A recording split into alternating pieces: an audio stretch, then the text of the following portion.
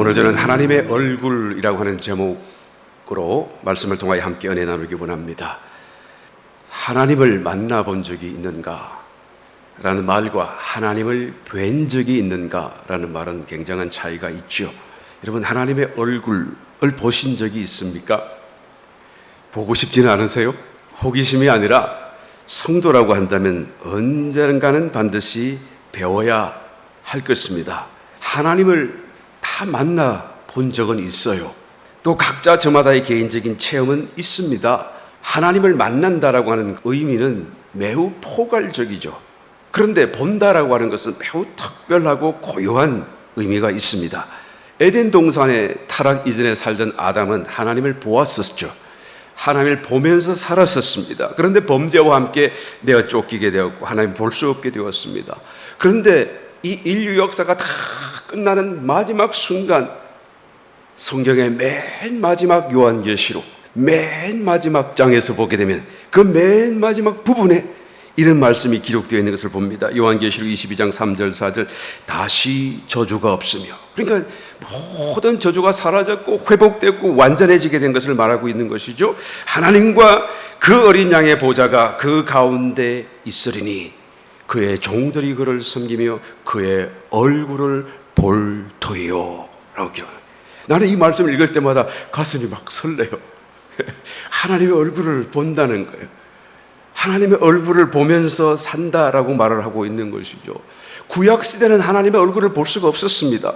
그것은 하나의 영적인 사실이었고 원칙이었었죠. 모세가 하나님의 영광, 하나님의 얼굴 좀 보여주세요 라고 기도했더니 볼 수 없다. 출애굽기 33장 20절에 또 가라사대 내가 내 얼굴을 보지 못하리니 나를 보고 살 수가 없고 살 자가 없기 때문이다.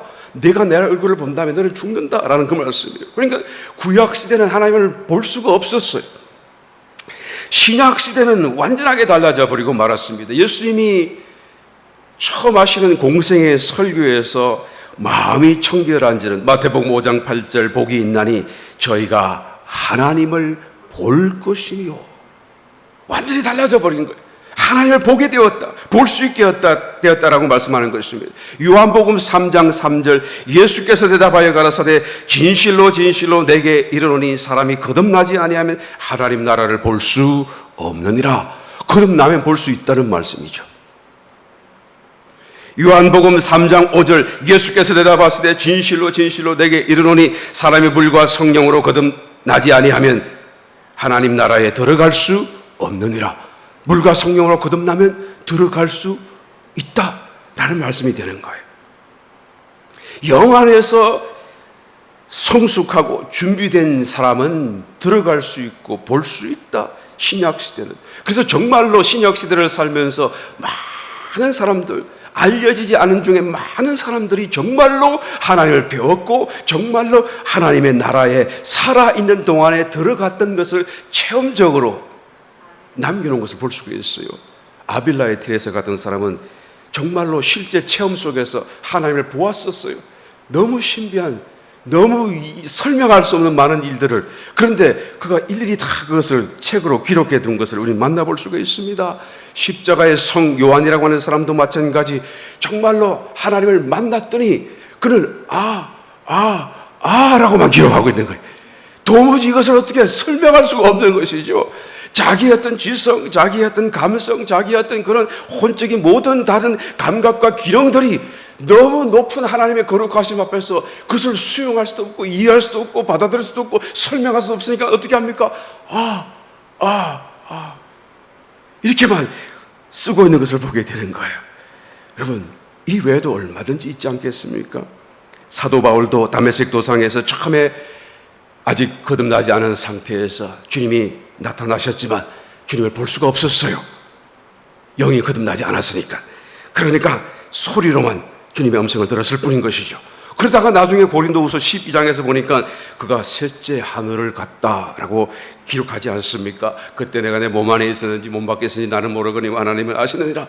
그러면서 셋째 하늘, 하나님이 계시는 그 보좌가 있는 하늘에 올라갔다라는 거예요. 그러니까 하나님을 만나 보았겠습니까? 안 만나 보았겠습니까? 성경에는 기록이 없어요. 그냥 올라갔다라는 말만 하고 그 다음에 나군에 대한 얘기를 또 해요. 나군은 저 밑에 있는 거잖아요. 엄붓. 땅 아래. 그런데 셋째 하늘에 올라갔다 그러니까 하나님을 보았겠죠. 사도 요한도 요한계시록을 썼는데 그 놀라운 천상의 광경들을 묘사하고 있는데 하나님을 보았을까요? 안 보았을까요? 보았겠죠. 이런 사람들이 저는 분명히 믿기는 그리스도의 신부이다라고 생각합니다. 그리스도의 준비된 신부. 여러분, 하나님을 본다고 하는 것은 우리 모든 신앙의 종착역이다라고 말할 수가 있죠. 신앙의 완성이다. 하나님이 이끄시는 이런 장구하고도 거대한 창조 역사의 그 거대한 수레바퀴가 완성하는 그 자리가 바로 하나님을 얼굴로 뵙는 자리일 것이다 라고 말할 수밖에 없는 것입니다. 그런데 오늘 봉독하신 본문 말씀에 보니 믿음, 소망, 사랑, 이 세 가지는 항상 있을 것이다. 왜 그런 말씀을 하죠?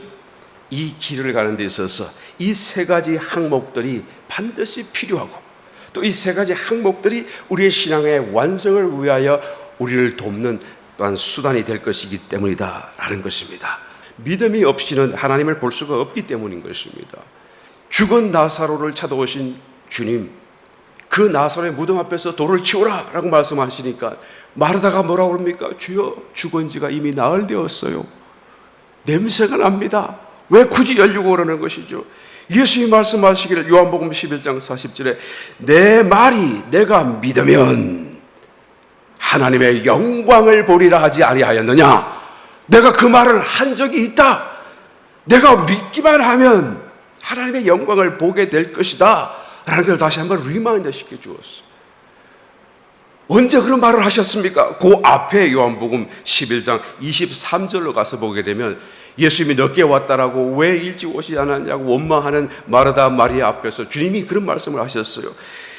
내 오라비가 다시 살 것이다. 내가 늦게 온 것이 아니다. 이거 원망할 것이 아니다. 너는 이것을 보라, 믿어라. 하나님의 영광이 나타날 것이다. 그 말을 하는 거예요.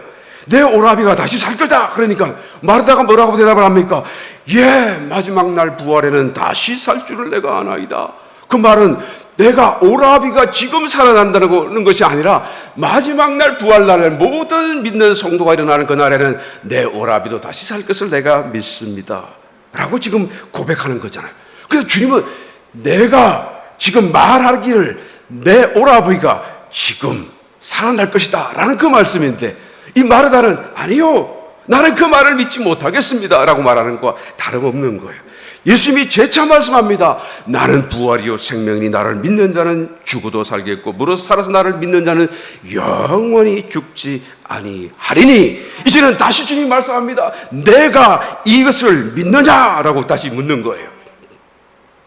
그럴 때 이 마르다가 뭐랍니까? 주여, 그러하외다. 내가 믿습니다. 주는 그리스도시요 세상에 오시는 하나님의 아들이신 줄을 내가 믿나이다.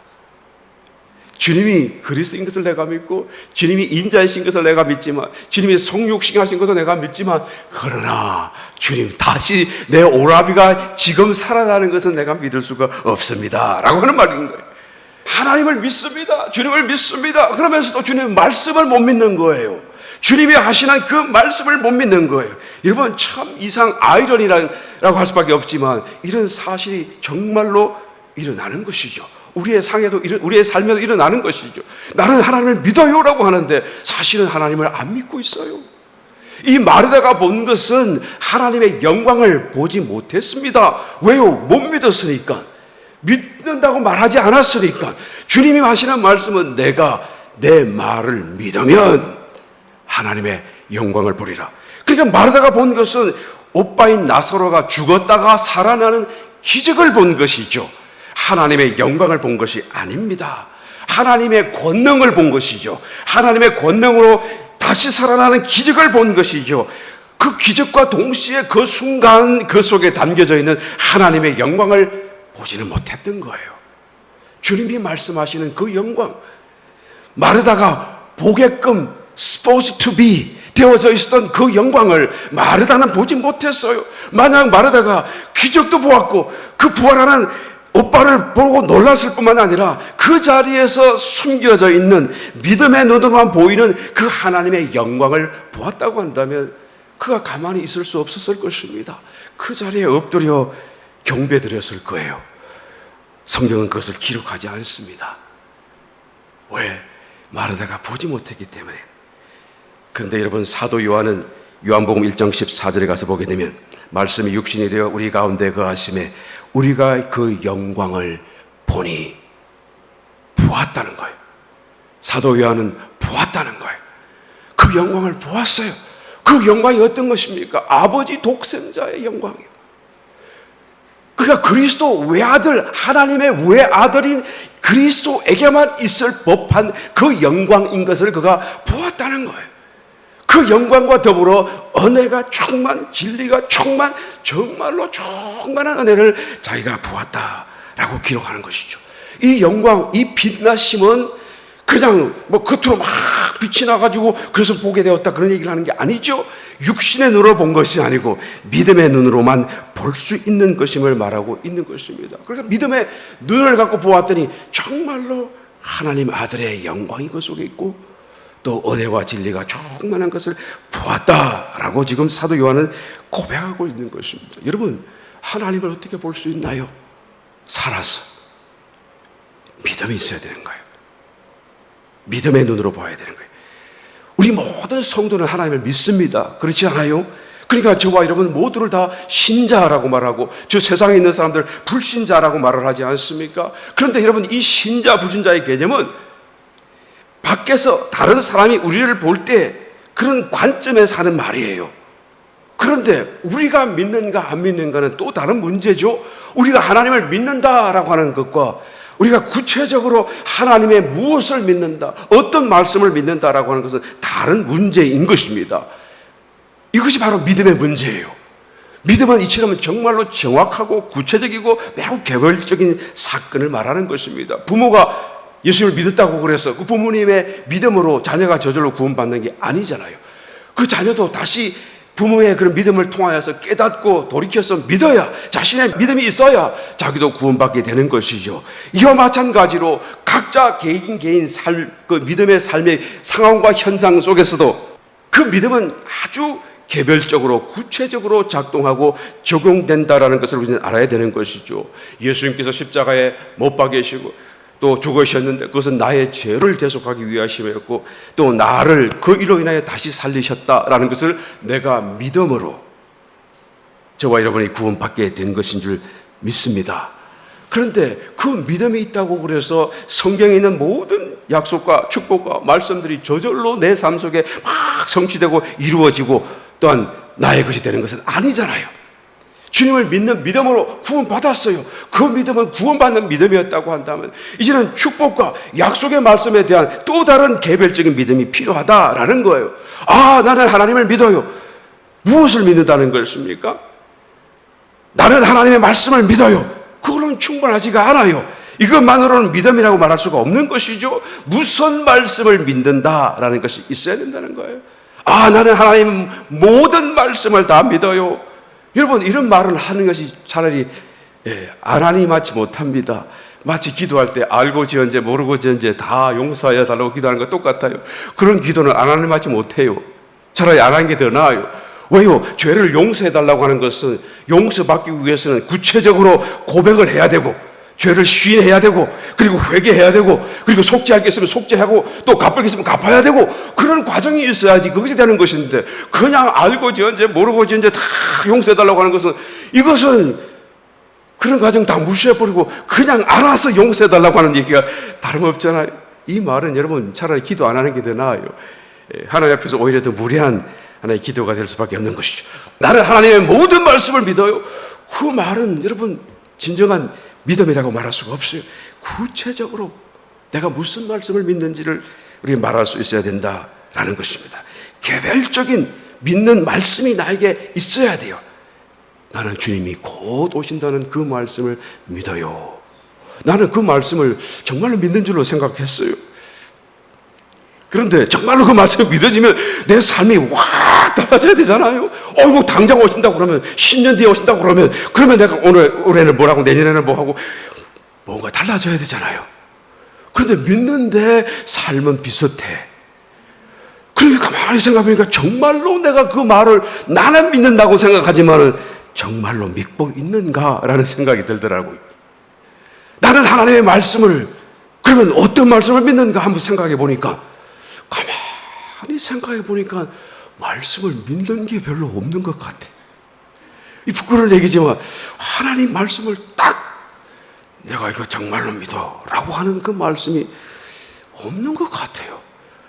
이 참 아이러니하죠. 나는 다 믿는다고 생각하는데 가만히 생각해 보니까 정말로 믿는 말씀이 없는 것 같아요.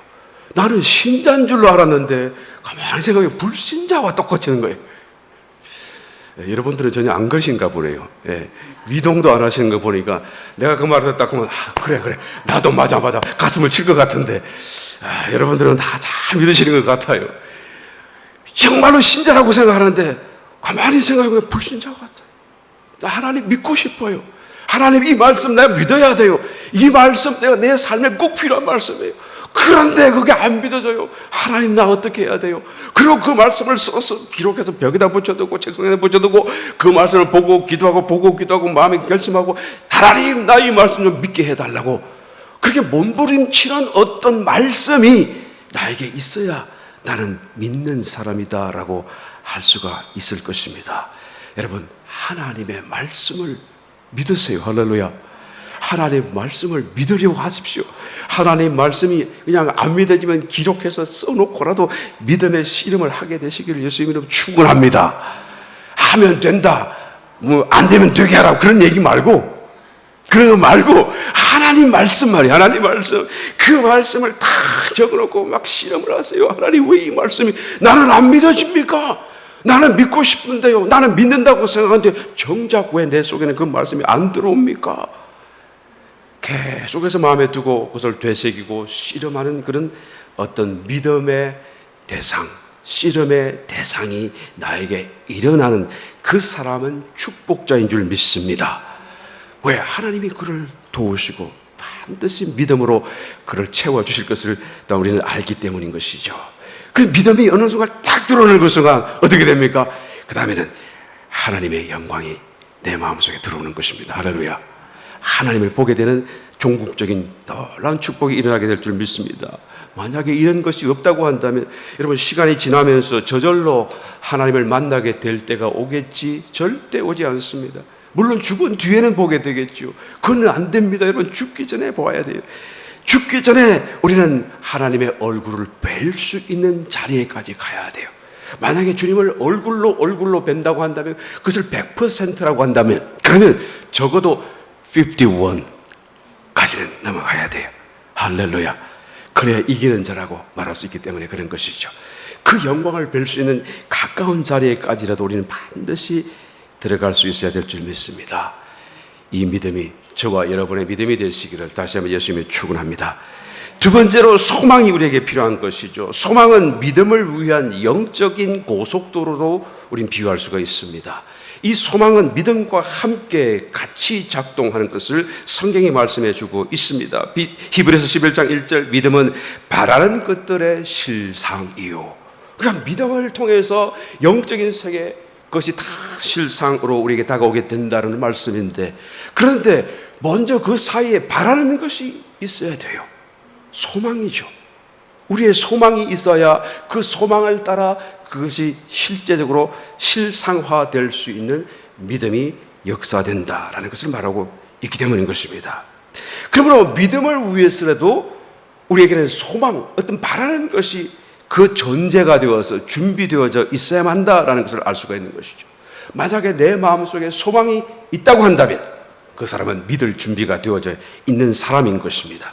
그래서 그 믿음을 통해서 이제는 하나님의 역사로 하나님의 축복으로 채워주시는 것이죠. 로마서 15장 13절 소망의 하나님이 모든 기쁨과 평강을 믿음 안에서 너희에게 충만케 하사.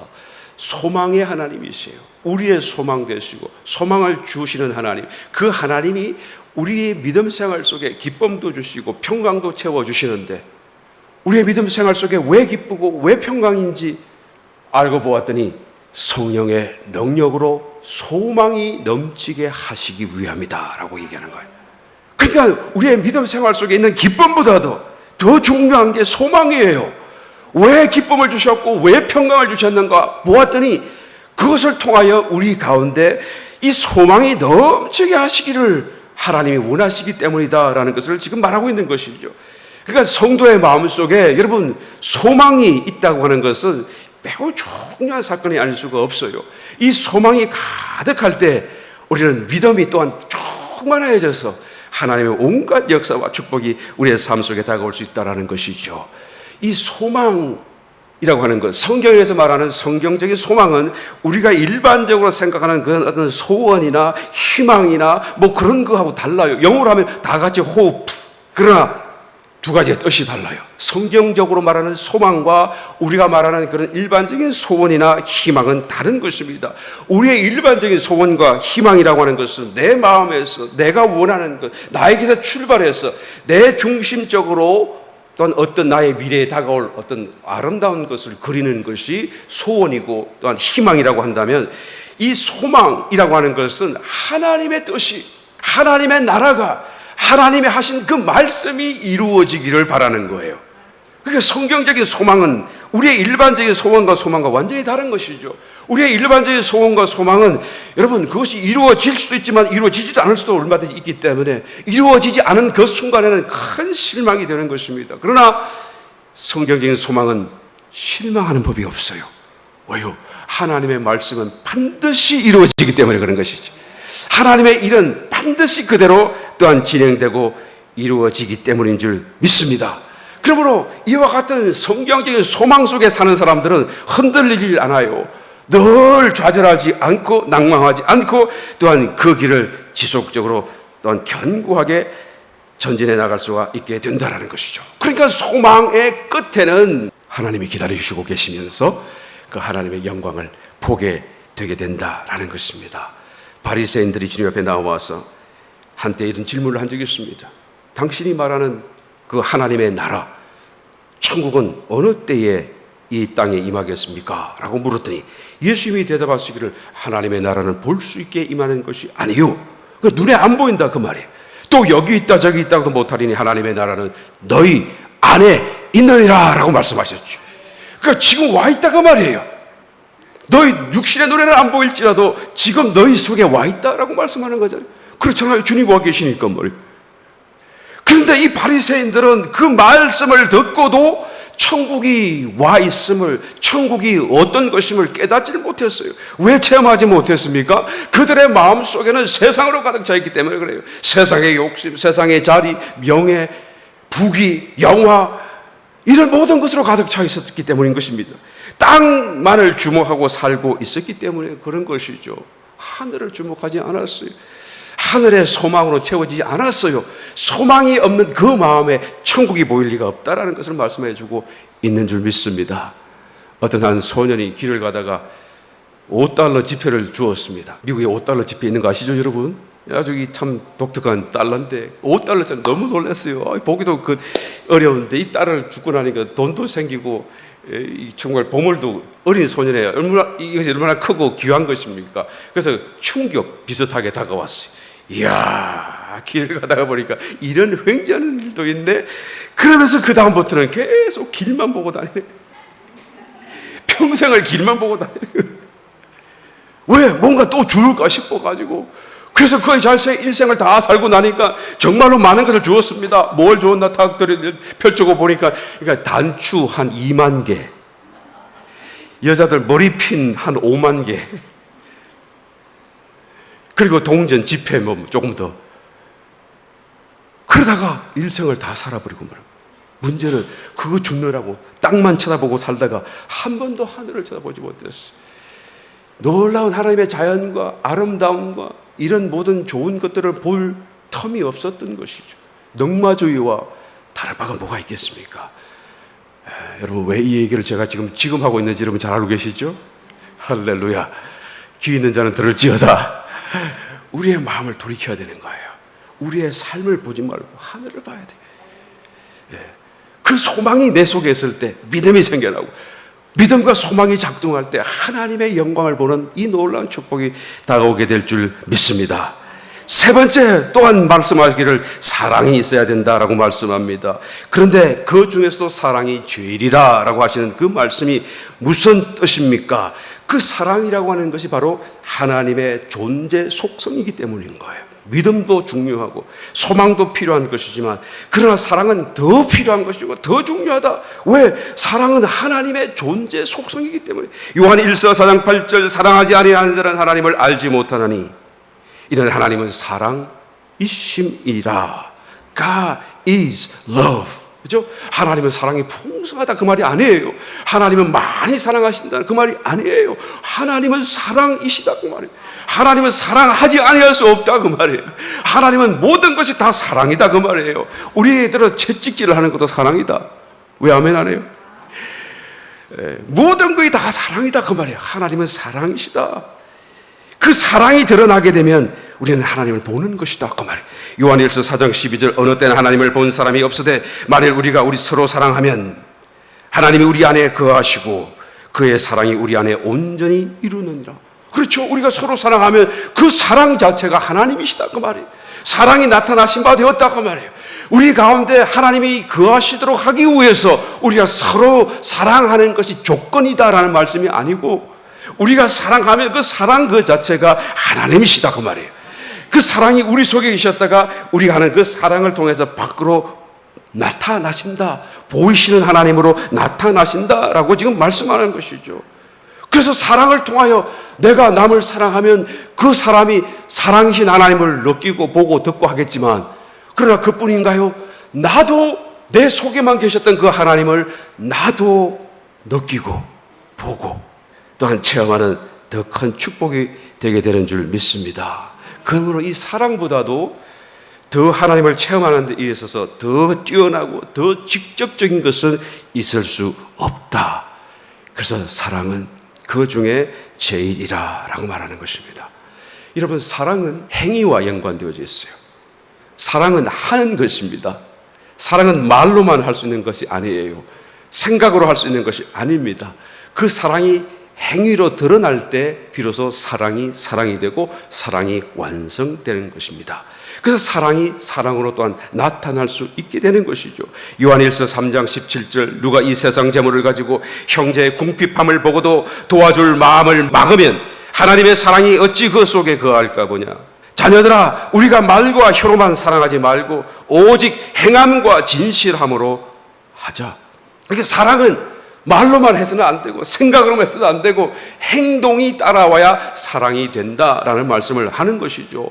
사랑해야 하는 것이죠. 할렐루야. 오늘 교회에 침례식이 있어서 여러분 침례 어떻게 하는지 잘 아시잖아요. 그러니까 침례복을 다 위에 입혀가지고 이렇게 해서 이렇게 하는데 자기 위에 옷을 벗고 이게 하얀 가운 같은 침례 옷을 입혀서 이렇게 침례통에 이렇게 안수 침례를 하는 것인데, 그러니까 이것은 보통 가운이 그냥 이렇게 단추로 잠그는 게 아니고 그냥 통으로 되어 있어서, 그죠?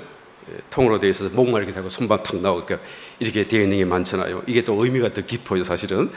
주님의 옷도 통으로 되어 있던 것처럼 말이죠. 그래서 이게 통으로 된 옷들이 많은데, 그래서 옷을 다 입히고 이제 침례를 순서를 따라 침례를 거행을 하는데, 어느 날 형제 순서가 되었어요. 형제 순서가 되어서 침례탕에 들어가려고 하다가 아참 그러더니 옷을 쏙 이렇게 걷어 올리는 거예요. 침례복을. 그래서 목사님이 신기하게 쳐다보고 있는데 손에 이렇게 호주머니에 그냥 손을 집어넣더니 뭘 꺼집어내요. 목사님, 뭡니까? 라고 했더니 지갑이요. 그러네. 이게 목사님이 하시는 말씀, 그 지갑도 도로 집어넣으세요. 형제와 더불어 그 지갑도 침례해서 회개하고 침례받아야 됩니다. 나는 그 얘기를 우스개 얘기인 줄 알았어요, 처음에는. 그래서 많은 생각을 하고 또 신앙적인 체험 속에서 가만히 한번 그 생각이 날 때마다 되새겨 보니까 그 말씀 정말 진리, 그 말씀이 정말 성경적인 거예요. 지갑도 회개해야 되고 침례받아야 돼요. 행위로만, 아직 마음으로만 되는 게 아니에요. 이거 따로 떼내서는 안 된다 그 말이에요. 그러고 보니까 마틴 루터, 여러분 아시죠? 종교개혁을 했던 그 마틴 루터도 이 얘기를 했더라고요. 3가지 회개가 필요하다. 정신과 마음과 지갑이 회개해야 된다.